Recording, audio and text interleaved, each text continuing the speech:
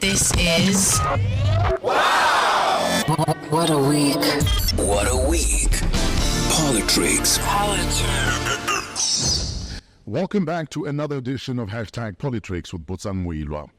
He didn't just arrive at the scheduled call time. He was actually here a little early. This proved that he wasn't driven here by the same people who delivered the cadre deployment records to the DA. In general, though, we'll wait for him anyway, as many of you do every week.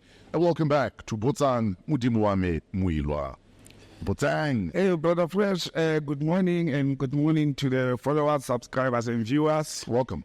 Thank you. Very late. They made it on time. No, I think didn't they deliver like an hour-ish late? How late were they? Well, look, their courts are reasonable, Sure. but they delivered on the day. The DA accepted. Absolutely. Yeah. Absolutely. You're looking dapper as always. Who are you wearing? Thanks, Brother Fresh. One of my friends. Okay. Yeah. So where can we support them? People. Hashtag Botsang. You know, like I said, whoever wants the shirts that I'm wearing when they show them, has to call me on our number, the business number, and can make it tailor-made for them. Absolutely. Yeah. Shout out to Lamar Lueto Clothing for having me looking like a comrade. Yeah, no, you Lamar, African Parliament. he makes, or she makes very nice clothes. No, Lamar, he's bad news. I love him. He makes tailor-made clothes. So look out for Lamar Lueto Clothing on social media. We have an election date, finally. Yes, Brother Fresh, after so much speculations. Yes. And the slip of a tongue of the Deputy President Paul Mashatile before that. But yeah, we have a date, which is a very good thing. Yes, sir. The horse races are now up, and the race is on. Okay, so we have a date, but it hasn't been made official by the president, meaning the electoral, the voters' roll. Yeah, he hasn't proclaimed it yet. Yes. So the voters' roll is still open. The voters' roll is still open. So there's an opportunity to still register. To still change and correct until the president proclaims the date of the election. They just announced it, the presidency. So there's a proclamation. Proclamation in simple terms is to put it in the government gazette. Sure. For the public to can see it officially. It's an administrative prescriptive. But once it's gazetted or it's proclaimed, then the voter registration roll will be closed. The reason we're bringing this up is there's still an opportunity for you to register to vote if you're not registered, especially if you're a first-time voter. Please don't sleep on this opportunity. Until there's a proclamation, there's that window for you to slip onto the voters' roll. Please use it. Exactly. And also people should note that they don't have to look for voting stations. They're normal physical voting stations, which the IEC has all over the country. They will still receive people. Yes. But the people can still do it online. Like if you go to IEC headquarters or IEC regional offices or local offices, they can still do that or do it online. So people must go and register. This is a very important election for the nation. 30 years into democracy, we're going to be voting the 7th administration into power. And the president has announced political parties are happy. So Julius tweeting is happy, and many others. Yeah.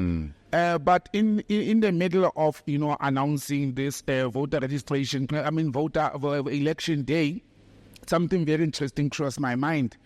That did the government or the presidency or the IEC itself put a blind ear or eye on the recommendation and suggestion of one of the leading experts in elections in the world, not only in South Africa and Africa, yes. Because he had said, and I went to apply my mind first, why Ntate Tselane was saying maybe the government should consider postponing the election up to July at least. There's two elements. One, that I didn't agree with. July, it's in the middle of winter. Sure. People may be lazy to wake up and go, in July is the coldest month that we have. But the second part, his reasoning, and Ntate Tselane, was the country is going into a totally, completely different, more complex election process, whereby we have up to 3 ballot papers, whereby now there's more political parties, almost triples the number of other political parties. But there's a new element as well. There's independent candidates, which we are all not used to. We are not exposed to that. So his suggestion was based on that experience to say maybe we should use this 90-day period that the Constitution allows from the last elections or the announcement, there's a 90 days grace period. He was suggesting that it should be used for voter education. Okay. Because his fear was that we may have a lot of errors, and spoiled ballots and people not knowing what to do. But we know that political parties have been putting a pressure on the president. I don't think political parties put pressure on the president to announce when. They just wanted the date so that they can plan properly. They didn't say do it in May or do it soon. They just said, the sooner you announce the date, the better. But yeah, the date is out, the horses are out. So according to Brateritzelani, as you said, those are the reasons he said maybe just push the election out by 90 days. Do you agree? Don't you agree? Well, in hindsight, I think if we want to maximize the people who vote and for people to do the right thing. For example, first-time voters, people like me who hardly vote, or even people who have voted before, will now be stuck with 3 ballot papers. And there's regulations of how you should be voting. And there's also regulations for candidates, independent candidates, to what they can contest for and what they cannot contest for. I don't think the nation is familiar with those things and those processes. I don't think there was enough voter education regarding independent candidates. They may know as candidates themselves, there's hiccups and challenges, but look, it's a teething process. They always say when there's a new baby, there's calling, there's teething and all that. But the date is out, and I would have agreed more with Brateritzelani to say we should have taken into consideration and expert advice on that matter. But also I think the president was under pressure. The first party to respond was the DA. I actually laughed. They said it's good the president announced the election date. It gives ANC deployees in government can start picking their bags, well in advance so that they can vacate the positions. But yeah, we are in for the election year. Let's talk about party manifestos and party funding, because there's everyone is now coming up and saying, listen, vote for me because this is what I offer, this is what I don't offer. Well, Fresh, let me start with manifestos. The EFF and some other parties, they set the ball running. Almost 7 political parties have had their election manifesto up. The ANC one is on this weekend that we are into, and some other parties. And like I said, there's not much policy differences between many political parties in South Africa. If I look, I can reduce South African political parties. If I have to group them, I can group them into 4. The center parties, the center right, the far right, like the Freedom Front Plus, and then the center left, like the EFF. I regard the EFF and other by center left, and then the far right, like parties like the PAC, AZAPO, and so forth. And if you could group them, you can end up with 4 political parties because their manifestos, they talk the same language, they talk the same thing. That's one element. They didn't say much difference from each other. You could say it's power mongering and power struggle. Everybody wants to be in power. If I read the manifesto of Pope, of Sarah, of Rise South Africa, Bosa, Action SA, they talk the same thing and align more to the DA. If you read the manifesto of the EFF, BLF, AZAPO, PAC, they talk along the same lines. And then the ANC come with all other parties like Inkatha Freedom Party and the ACDP. So they talk the same language. There's not much for us as a nation to receive from that. But having said that, then comes the funding, which actually supports what I'm saying. Before you talk about the funding, though, does having all these options and choices truly deepen democracy, or does it to a certain extent weaken it? In my opinion, I think it weakens democracy. A lot of people will say democracy means people must be free to choose what they want and to do what they want. But it weakens the process of democracy because you don't have, for example, a very strong opposition and very strong parliament. Sure. With very strong views, united views. You are going to be sitting with, we are having almost 10, 12 parties in parliament. Today we'll be sitting probably with 20, 30 parties in parliament. It weakens democracy because job doesn't get done because people are opposing each other. At the moment we survived because the ANC has used if not abused, its majority presence in parliament. But once we have many parties and there's no outright majority, you will see that democracy becomes weak. Laws don't get passed, jobs don't get done. And I think, in my view, having these too many political parties, it weakens democracy. But our democracy is also a very strange one. In South Africa, we have a democracy where we accept almost everything under the sun. Everything that people can go to the Constitutional Court and say, it is my democratic right to demand this from Fresh. If it is within the constitutional right, it gets granted. So that's one element. But I was going back to the funding. Even if you look at these manifestos, you must now check the funders of these manifestos. It is normally the same people. You understand? This week it was a wake-up call for me when a friend of mine with the Shubera Institute in KZN interviewed the leader of Rise South Africa. And looking at it fresh, you find that, a shock for me. The Oppenheimers are funding the party with millions. And who is which political parties? Are they funding just one party? No. They are funding almost all the parties, especially the center and the center-right parties, the DA, the ANC, and many other parties, BOSA, Action SA, and what is the other party they are funding?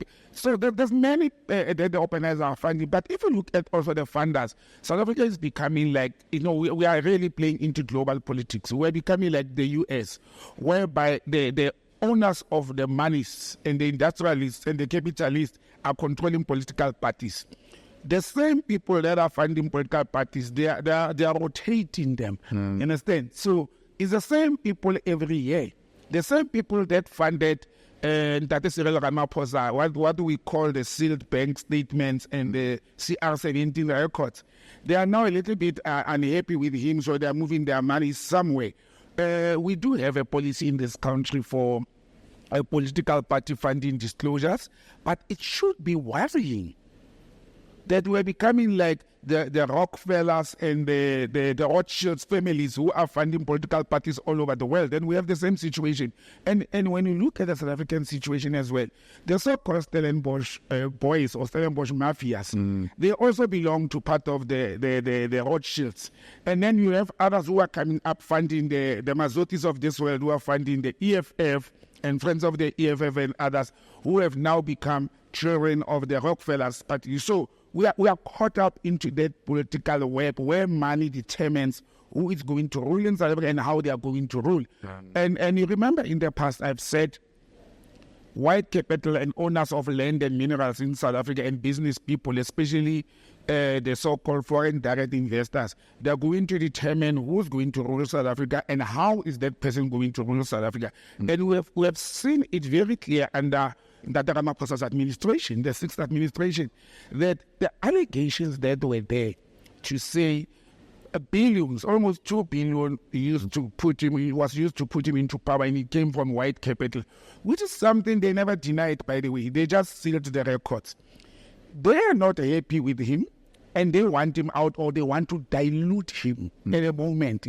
Taking him out or taking the ANC out is literally impossible, but they want to dilute and weaken the ANC so that they can go into a coalition government with the new political parties that they are funding. Are they trying to weaken the ANC, or are they trying to strengthen democracy by making sure that everyone can compete as fairly as is possible? Fresh, what is fair, and I'll respond to you in asking, what is fair when me and you, we don't start the race on an equal footing? There's no fair. And an equal footing in this, I'm talking about the man. If the Oppenheimers are giving Rise Mzansi or Rise SA 1.5 million and they give ANC 100 million, what is fair about that? Yes, they may argue that ANC it's only there's numbers, but if you want equality, you are supposed to aid the small one to come and be at par with the one. That's equality. In this instance, I don't think they're strengthening democracy. I think they are weakening democracy so that those who are in charge of the administration of the country should be dependent on those who fund them. And that's the situation we are sitting at. Absolutely. So let's move to cadre deployment. The DA obviously got the records. The records. Yes. But the DA said we're going to court to argue that cadre deployment in itself is unconstitutional. Yeah. And that was thrown out. Yes. First, we laughed at the beginning of the show that the ANC, we were worried if they will deliver, by the way, they will issue the records, but they delivered them in last minute. They know that contempt of constitutional court means you go to jail. Yeah. There's a precedent that's been set, and I don't think Alula is willing to go and carry that cross alone. Yeah. But they delivered the records. You know what I said about these records, Fresh? Yeah. I was wondering first, why did the GA want them from only 2013? What about the old ones? Why specifically 2013? And I haven't got to the new class. And let me appeal to our viewers that there must be a comment on the show to say, why did the GA, maybe some GA members can highlight to us, what about the ones before 2013? Maybe they're looking at the so-called the wasted years and the height of the so-called state capture as investigated by the Zono Commission. Or when Ramaphosa became the chairperson of the deployment committee. So you can see the target is the president. It's not the ANC. Why not records when Ntate Mbeki was the president, or Motlanthe, or even Mandela? But anyway, they received the records. I don't know what is in those records, and I make a speculation last week and said, if I was the ANC, I will just cook them and give them whatever is at hand. They were happy that they received them on time, and they never questioned. By the way, this is also interesting. I didn't see anything from the DA that questioned the validity of the records. I didn't see that. So probably those records existed and they were there, because the DA didn't say, no, they are fake or something is missing. They just rushed to the court in less than a week, in the previous on Wednesday, and the High Court threw the matter out with costs because the DA, for our viewers and followers, the DA went to court. Somebody would ask, why did they go to court if they had the documents on time? They wanted the court to declare the ANC policy. They were not questioning the records themselves. Sure. They were questioning the ANC policy to say it is unconstitutional. It is against the Constitution. Is it unconstitutional? And which party would not deploy the people they trust the most into any strategic position? Well, that's what politics is. I think GA is playing double standards, and they are playing something that they know very well that it's what's happening in politics. Although without taking their side, their argument is, which I don't buy, by the way. I don't think the ANC deployment policy is unconstitutional. Let me clarify that. I don't think personally it's unconstitutional. It's common practices done all over the world. But the DA says it is unconstitutional because it goes to an extent of even deploying public administrators, like the CEOs of entities, the DGs, normal public servants, sure, and not political office bearers. According to the Democratic Alliance, they think cadre deployment should cease at deploying people at municipal councillors, political office bearers, whether you're a councillor, whether you are an MMC, or whether you are a member of the provincial legislature, the MPL, or national parliament, or even the executive authority. According to the Democratic Alliance, it should end there. Sure. But I'm saying to the DA, where is that prescribed that it should end there? Understand? But if they are saying in any party, and they shouldn't say the ANC, in any political party, including themselves, the DA, if they are governing a metro or a municipality or a province like they're doing in the Western Cape, and there's a post of an HOD of government or a DG or even a CEO of an entity of government from local up to national, the ruling political party or governing in that metro or province must follow normal human resource processes. So the best person for the job. The best person should get the job. Now, if Party A, the ANC in this instance, knows that there's a CEO post at TRASA, as an example, and the ANC decides in their caucus or meetings to say, we will take Tato Sikwani to be our CEO candidate. I'm saying there's nothing wrong with that. The Patriotic Alliance can do it, the PAC can do it, EFF can do it. Let those people apply for the post procedurally, contest for the post. If they meet the requirements and the panel itself has come to a conclusion that this is the best candidate we have, I don't see anything wrong with that. But the DA's fear in this instance is that because the panelists consists mainly of political office bearers. So if you have a panel to appoint a CEO of an entity of, say, Department of Human Settlements, obviously the ruling party will have more panel members there, or chances are the panelists will come from the ruling party, even if they are not political office bearers. You'll find that the HR executive, the COO and the chairperson of the board, because in appointing executives in government, board members preside over those processes as well, or they become members of panel. Now, I've been in government for years to know that you'll find that the chairperson of the board of any entity is a employee of the ANC. They're interviewing the CEO who's from the ANC. The HR executive is from the ruling party. And then you find few administrators who are normal general administrators. So on that point, I think the GA has something to worry about. There's an element to be concerned about. But hey, bro, this is politics. If you don't contest and you win the numbers, you can't come and try to court because you lack numbers to can influence the situation. And I think they are caught up in a web here. I without diverting and going back to party funding, I don't know. I suspect the next thing the DA will go to court very soon regarding an audio of President Ramaphosa, which is on TikTok. I didn't want to talk about it, but now I can talk about it because I saw it on TikTok. So yes. Nobody will send the hawks to me to say, hey, tell us about the audio. Where did you get fresh? That's bad, eh? Putting a disclaimer on it. It's on TikTok. Anybody can go and find it.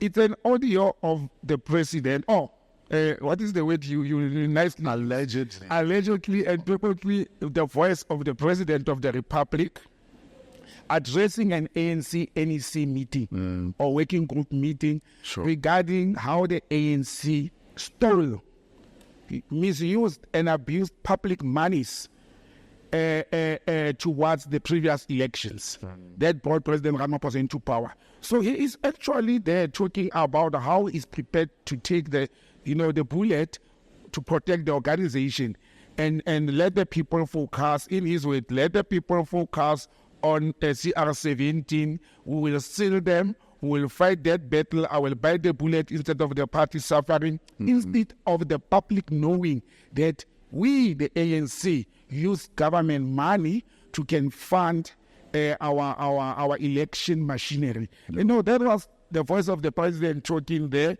and addressing the ANC. And somebody leaked it. In terms of technology, you must never think the secrets and people can leak things. And let me tell you, whoever leaked that voice note or that recording, it's somebody from the ANC.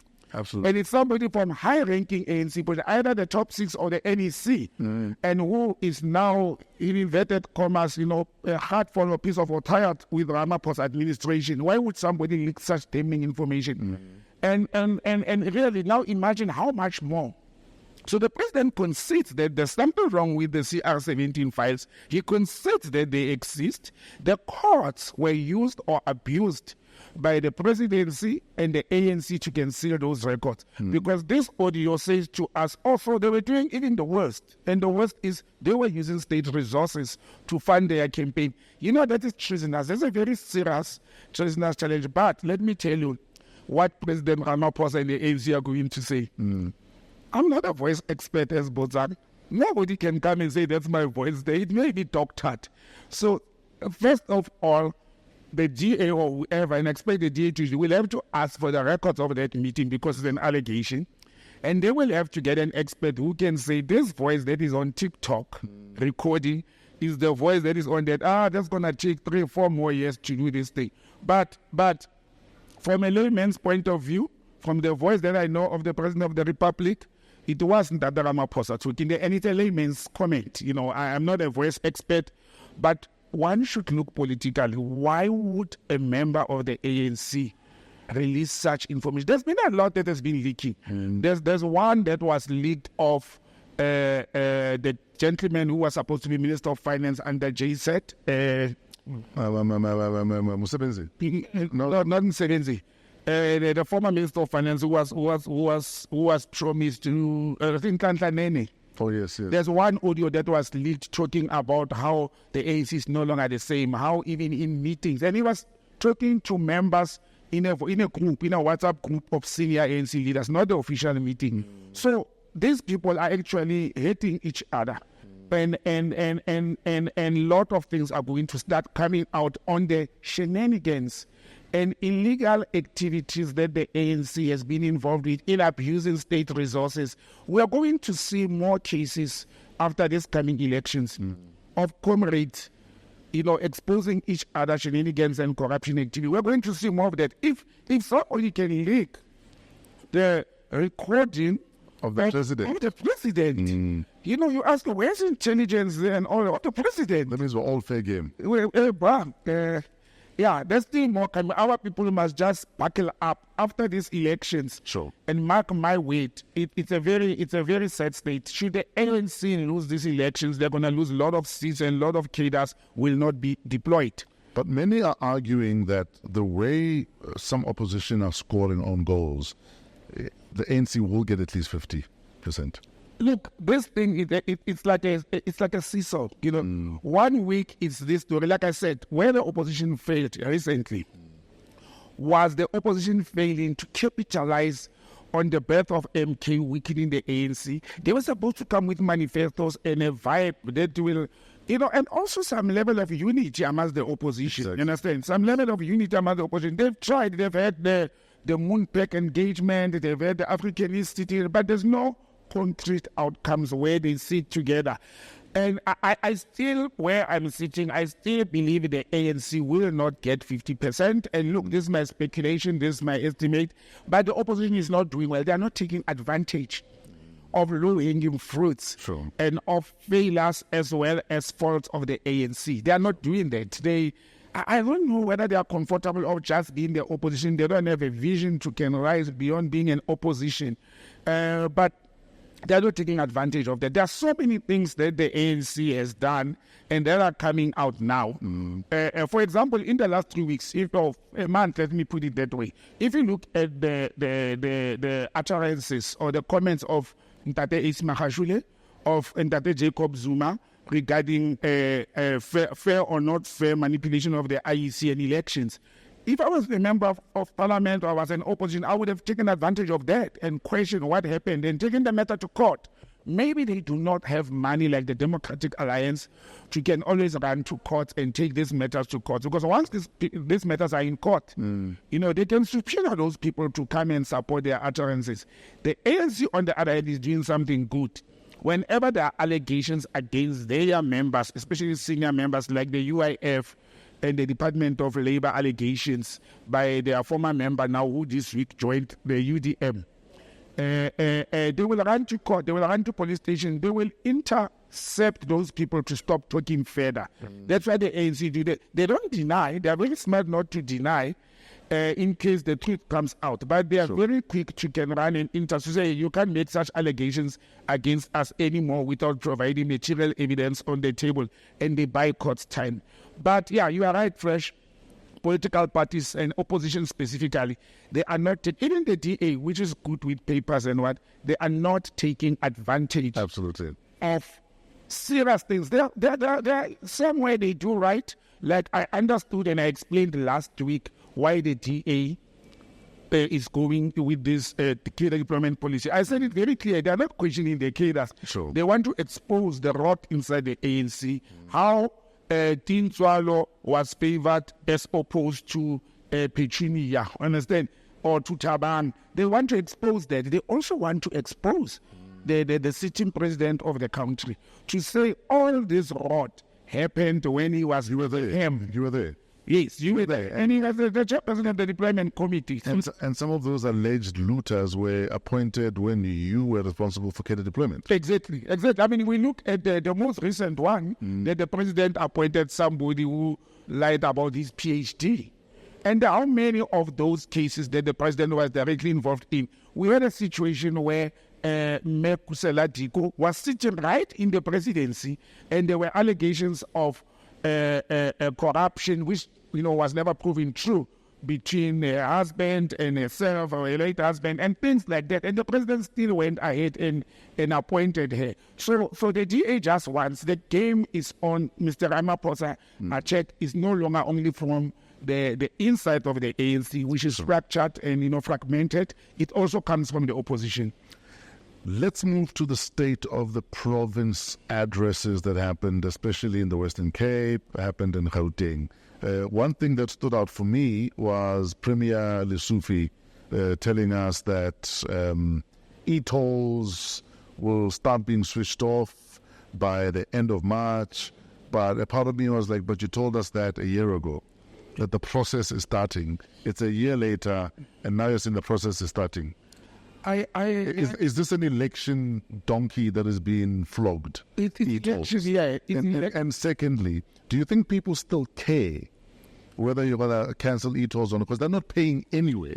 For the first time as a transport official, I can tell my previous minister, when e-tolls were brought in, Medipo Peters, had given us an informal but clear directive.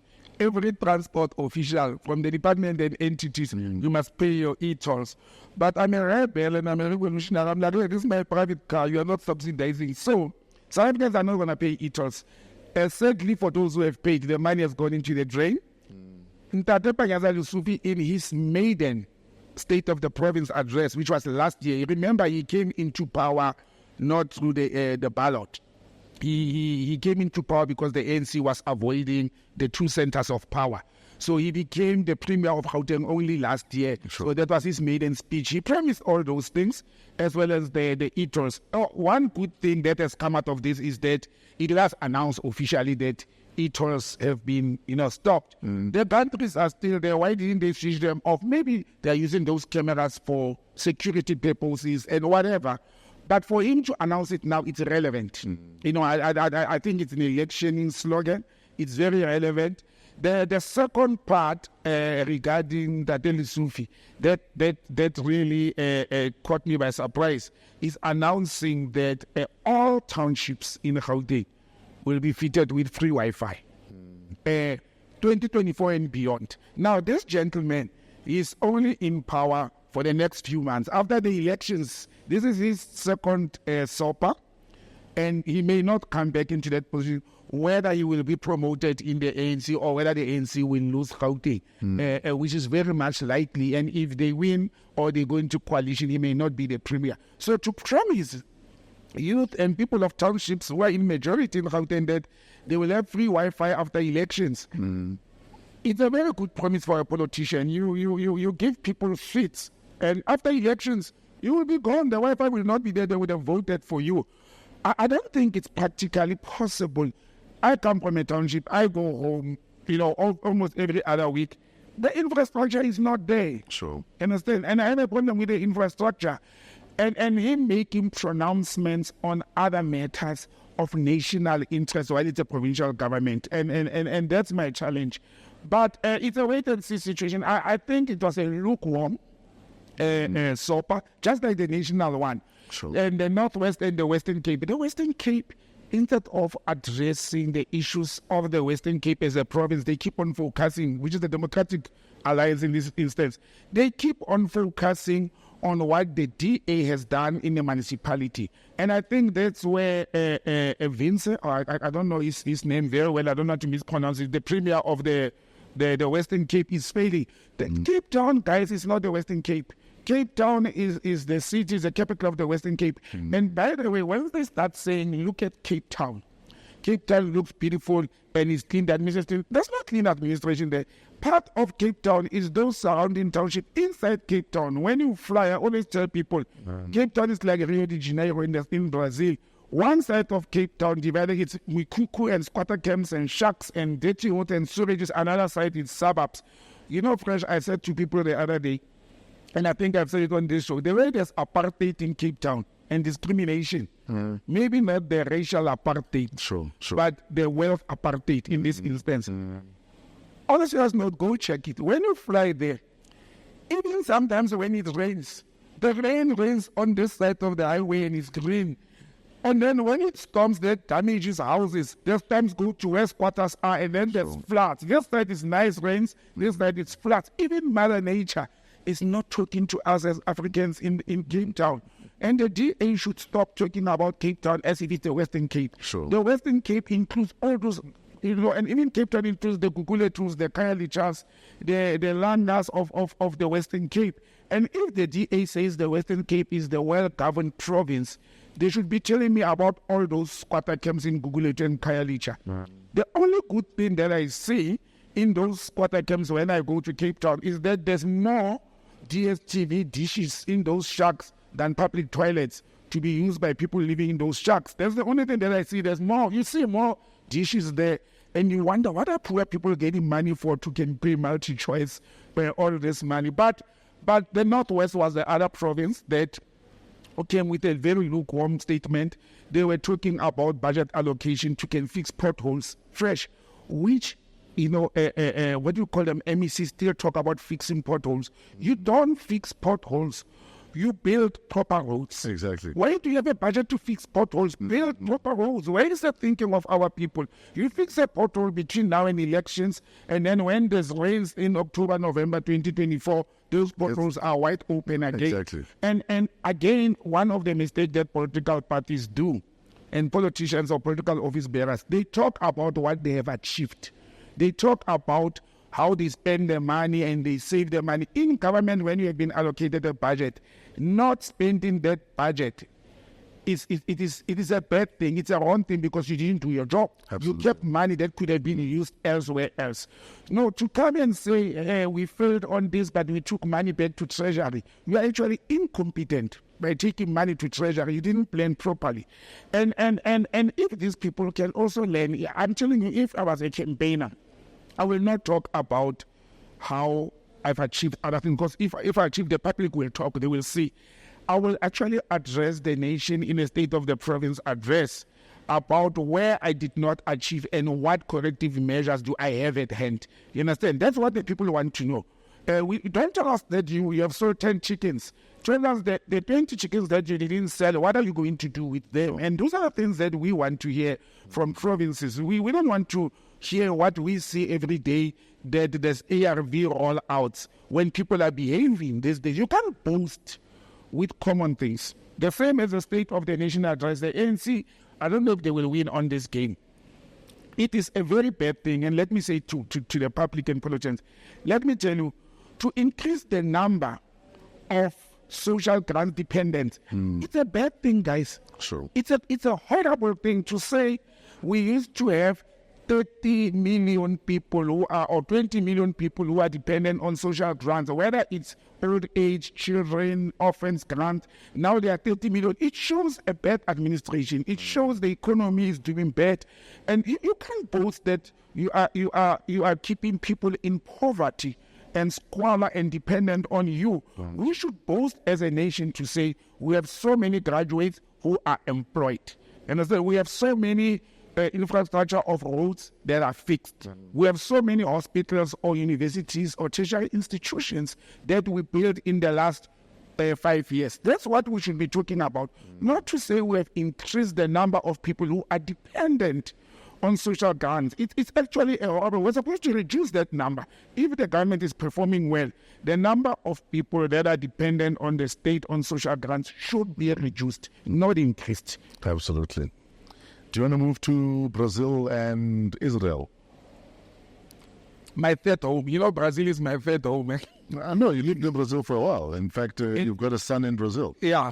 He's now in Spain. He's a soccer player. He's now in Valencia. He's in Spain. For the last 2 months.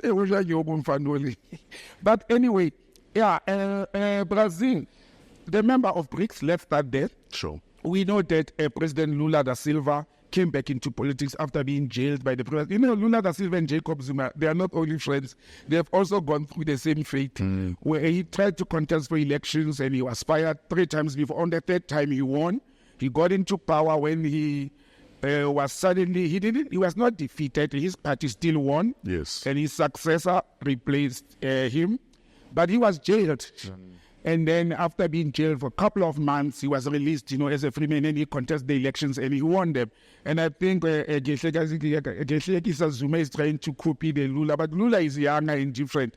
Now, President Lula da Silva and the government of Brazil have, without reservation fresh, chucked the Israelis out of Brazil. with immediate effect. As in the embassies. The embassy, yes, the ambassador. Yeah. We called the ambassador from Tel Aviv in Israel with immediate effect, and they are actually talking of severing the ties with Brazil, because he went to an extent of even saying something that shook the world, that what Hitler did to the Jews during the Holocaust is no different from what Israel is doing to the Palestinians. That was President Lula da Silva, close quotes. I was quoting him. Sure. And that shook the world to an extent that other countries who are friends of Israel, like the US, they are again doing what they are doing to South Africa. They are re-looking and revisiting their relationship with Israel. And they are also using the neighbors. You know that Argentina, the neighbor of Brazil, is going on elections this year, and it's being led, and the main contestant is a right winger, so they are more pro-Israel. So if you are going to try and set up Brazil and Argentina against each other, which are the powerhouse in Latin America, you have a very serious challenge there. But Israel is the second, if not the third BRICS, when I count Russia as well, country.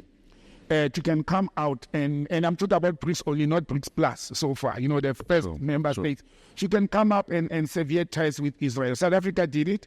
We know that Russia, obviously, they've long done that. Now it's Brazil. We're left with China and India in this instance, plus the other members who have come up and supported South Africa in the past week. By the way, we're back at the International Court of Justice. No, there's my next question. Why are we back at the ICJ? What's going on? Remember last week we spoke about South Africa going there to say Israel is not adhering to the ceasefire agreement and the honors. And by the way, the week that we are entering is the last week of Israel to comply and to come with a report. They haven't. But South Africa has gone back there with other countries supported, countries like Saudi Arabia, for example, and Iran, to go to the ICJ to say, we can't wait for this 30 days now. We want implementation. We want enforcement. We need action and enforcement. We need action. Yes, that's why we are back at the ICJ. And I followed the story very well. Our ambassador to the Hague, Den Haag, the capital of the Netherlands, and that Wusima, is it Mavimbela? He's doing very well. They are doing very well. I think that's why we are going to be spending a lot of time at the ICJ. Oh, the interesting part, our new candidate, our new judge panelist of the ICJ is on the panel, or was on the panel this week. Oh. Yes, remember he has now resumed his duty, so he was sitting there listening to this matters. But that's the only reason we're at the ICJ. So there's now pressure. Last week you spoke about let's put pressure and talk more and more as a country. Brazil has heeded our talk and our call and our noise, and they've decided to say enough is enough with Israel. So that's some of the challenges that we are faced with in the international forum and the wars going on in the world. But for instance, there was another proposal at the UN Security Council that there be a immediate ceasefire. And as always, America used her veto to say middle finger to what all of you all think. The UN Security Council is a waste of time. And I've said it several times before. The same people that are aiding Israel can commit genocide and other countries that are at war is the same people you go to and say, can I please beg you that there must be immediate ceasefire? Why are they the ones who are arming and funding the war? So I think they are wasting time, but that's one of the elements why South Africa is the ICJ. To say to the ICJ, they must force the UN Security Council to can implement the convention and to start looking at, invoking the genocide convention, in a sense. So I don't think these politics are going to help. America is focused on their domestic politics. The sad part with the U.S. now is that the Democrats, the Obamas, the Clintons of this world that were seen as peacemakers are in the forefront of no ceasefire in the Middle East. You understand? And the person who was portrayed as a racist American who doesn't like Africa because he called it a shithole, who's this guy with Trump? He is actually against this war. Yeah. As much as the party, the Republicans he is representing, they are talking almost the same language, like typical Americans. Sure. They are united now on this whole thing. But Donald Trump, in the history of the United States, and we must say it, whether people like it or not, or whether they like him or not, I like him because for me, he's an honest politician. He told us we are a shithole, we are useless, and all those things. I prefer Donald Trump to Barack Obama because Donald Trump is the only president of the United States of America that during his term, he never fought any country or attacked any country. And that's the truth. He actually withdrew. In fact, he started wrapping up some of the wars that he found ranging 20, 30, 40 years. Absolutely. And Trump is doing very well now. Every week, he's winning a chant there. The courts are hitting him with billions and billions of rents and fines. But look, the Americans, they are fighting their own battles domestically. That is influencing wars in Africa. Trump has money to can battle with that. But if people are expecting America to become sensible, humanitarian, and reasonable regarding the genocide that is happening in Gaza, I think we are wasting our time. I think South Africa must stick to the ICJ, and if possible, go to the ICC. Understand? Go to the ICC. Use all that you have in your powers. Sure. To can push the Israelis to can stop the genocide. Speaking of war, let's quickly go to the DRC. M23 rebels obviously pushing back against the DRC government. Yes. There's allegations that Rwanda, Kagame are backing these rebels with sophisticated artillery and hardware. Obviously, Rwanda say we don't know what you're talking about. Yep. What on earth is happening? Look, Fresh, this has been happening all along, and that's personal to me. It's very sad for me. I was the first South African diplomat to Rwanda, and this thing happened when I was there. But let me tell you, at that time, the Interahamwe rebels, the M23 rebels and so forth, man, they were contained. There was even a curfew. I could drive from Kigali into Goma, the DRC, within the curfew, and the skirmishes and the fights and the displacement of people stopped. Our diplomatic relations with Rwanda, as a South Africa, it collapsed years back. And that is also because of a result of people that were seen as Rwanda, running to South Africa and conducting their operations and anti-Kagame regime from South Africa. And the story is Kagame regime went into South Africa, and South Africa was not happy with that. Sure. So they severed diplomatic relations. And it's sad for me. I opened and I established that embassy and the relation between South Africa and Rwanda. I wish President Ramaphosa or his successor, they can send me to go and talk to Paul Kagame. I may be an aid to the region. But these allegations of Rwanda and President Kagame, funding and aiding those rebels within the DRC, it's also countered by Rwanda. By the way, Rwanda approached the United Nations as well to say, no, but it's not us. We are keeping our forces on the front line, on the borderline. The opposition, there are, you see, again, it's not a racial, it's a, what do you call it, a tribal. It's a tribal thing between the Hutu and the Tutsis. And because there are Tutsis in the DRC who the DRC government see them as rebels against, and they see them as supported by Kagame, who comes from the Tutsis. Then there are Hutus inside the DRC and Burundi, who Rwanda is seeing them as being funded by these two governments, the current administration in Burundi and the administration in Rwanda is seeing them as rebels that are being funded by these two to can come and cause instability in Rwanda. I do not know why SADC, or at least the AU, the toothless, useless AU, this old man will not respect me because I always call them useless. They are focusing on taking flights to go and stop the war in Russia between Ukraine and Russia. Do you remember that? Why there's a war? South Sudan, in Mozambique, and in the DRC. And this whole thing end up costing us in South Africa. To have our 300 military personnel in the DRC. We have lost 2 lives already, 1 seriously injured. And we are spending 2 billion rands to go and stop a war that has been going on for over 30 years or to try and save life. It's a humanitarian aid, I do understand, like we did in South Sudan, like we did in the Central African Republic, like we're doing in Mozambique. But it's costing South Africa more than any other because the current deployment in the DRC, and by the way, it's not the entire DRC, it's the eastern part of the DRC where it's bordering Rwanda.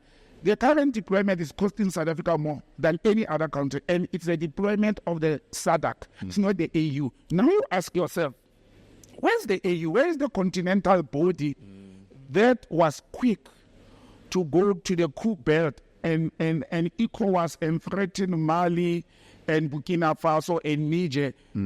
When the actual war for the minerals of the DRC, it's killing and displacing over 2 million people. Jeez. Over 2 million people. And our media is also quiet about what is happening in the DRC. We spend 2 billion as a nation. We send 300 live personnel there. In a week's time, there's 2 dead bodies. And our media is reporting very small about it, but we report big on Palestine and Israel. We report big on what do you call it, on Russia and Ukraine. While we are involved in at least 2 wars. We're involved in Mozambique, the north of Mozambique. We're involved in the DRC directly.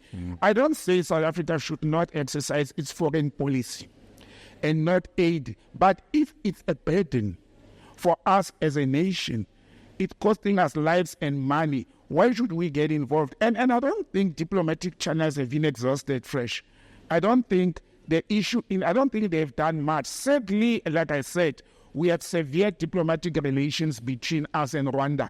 But I know personally that President Mbeki and President Kagame, they've got very good, warm, cordial relations. Why is South Africa or the EU not using President Mbeki to involve his friend there like they've used him elsewhere else? And he has done a great job.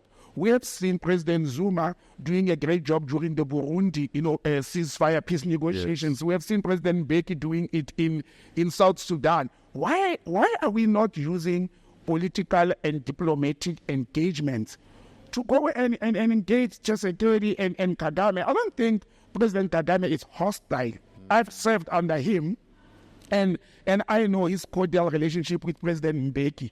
And President Mbeki is playing that role in the continent at the moment. Why wouldn't we try those options? Why is nobody going to Kagame from Africa and sitting down with him and don't say, stop the war, don't allege? Because once you come to me, naturally, and you accuse me of something that is an allegation that you don't affect, the first form of reaction is I will defend myself. But to say to Mr. Kagame, Mr. President, what can you help us with? What can you do? And hear him out, because I can tell you the situation in Rwanda and the DRC is exactly the same situation between Russia and the Ukraine. And I can tell you, Fresh, I was there, I was stationed there, I know what exactly is happening there. It is the battle for the borderline. It is the battle for the minerals. It is the battle against rebels that comes from both sides. And it is also an ethnic, a battle. And it needs engagements. For me, refusing to talk to Paul Kagame is not helping the region. Sure. It's not helping the Great Lakes. And there was peace between Burundi, Bujumbura and Kigali, at some stage. You know why? Because the government in Bujumbura at that time, it was somebody who had cordial relationship with Kagame. Now it's a different person. So you see, when you exploit the harmonious and cordial relationship of people, it works for peace sake. And now since the government in Bujumbura changed, the capital of Burundi, it changed, this war started. Now Burundi is involved, in this whole battle. But again, we know who's behind this. It's the French, it's the Americans, it's the Brits, and then the worst colonizers on earth, Belgium, because they are all over that region and milking the minerals of the richest country on earth with mineral resources, the Democratic Republic of the Congo. How are Belgium even still allowed to operate there? And they're tiny little thing, because they have set a footprint. Remember how Belgium came in? They came in as peacemakers, as we are never remember, they were never even colonizers there. So when the colonizers have done it, they are like the Portuguese. The Portuguese colonized 5 countries in the world. So the Belgians, they came for scraps, they came for crumbs. But then they asserted themselves and they started building relations with insurgents and developed politicians that they implemented. I think the Belgians to be in the Great Lakes is to the benefit. While people are focusing on the Belgians changing governments and deploying their own people, the Americans and the French and the others, they're focusing on extracting minerals. So the Belgians are in front for these other countries. That's the only reason they are there. They have no other reason for the Belgians to be in the Great Lakes. And they became post-colonizers.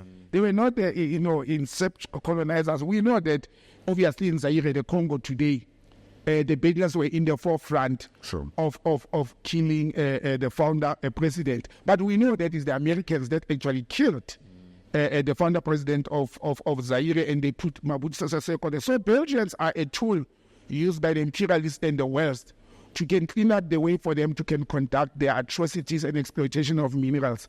But yeah, I suggest from a political point of view that one, South Africa should repair its relations with instead of sending soldiers, just Sure. repair its relations with Kigali. Let Pretoria and Kigali talk. Let's reestablish the diplomatic relations, and let's engage President Paul Kagame. Look, I don't care what people say about Paul Kagame, whether he's a British or Canadian or American puppet. He's still an African man. He loves his country. He loves his people. He has managed to stabilize that country internally after almost 1 million people were killed in a period of 94 days. So you want to tell me that a man who has led that country to that point does not care? I've got a different view. This is where the diplomat in me comes out to say, let us engage Kigali. Sure. I think on that note, Yes, brother. you can call it a day. No, thank you very much. Challenging is going to be a bumpy year ahead of us. But yeah, we'll see. Thanks. Another good episode. A quick reminder to young people, until the voters' roll is closed, please register to vote. Please vote. This election could be the election of your life. Exactly. Literally. No, you said it better, Fresh. So literally that. So please don't sleep on your vote. And at least if you're going to decide later that you're not going to vote, be on the voters' roll. Make a call such that at least your name is on the roll. On the day of the election, if you decide that, okay, I'm not voting, it's between you and your God there. Like me as Grootman, Sure. I've put my name on the vote. I haven't decided who I'm voting. Sure. But my name is there. Exactly. And on the last minute when I look at that ballot paper, I will say, but Fresh Party, it's nonsense. I will go with Kuvesh Party. But be on the voter. The most important thing, be there. Let your name be there. Where do we find you on social media? botsangm@gmail.com. On X and on Instagram, it's @botsangm, and you can reach me for what? The book, the clothes, 082-485-9100. And Fresh, thank you very much for this episode. Thanks to the viewers and followers. These days, I give time to can respond to most of the comments. I see you. Yeah, even if they call us hot moms and something, we hate others, but it's okay. That's part of the game. And you can find him on social media, as said. Otherwise, he's back again next week for another edition of #PoliTricks with Botsang Modimowame. We've been coming to you from AMP Studios, downtown Johannesburg, part of the Africa Podcast Network. Shout out to our cinematographers, Pezulu Works, Trevor, and his team. All of our imaging by Otis the Floor Fraser, and our guest, of course, Botsang Modimowame Moiloa. Creative producer Kuvesh Mohan, shout out, and show producer Kilezo Mudisa King. Email us at waw@africapodcastnetwork.com. Till next week, have a great week in spite of yourselves.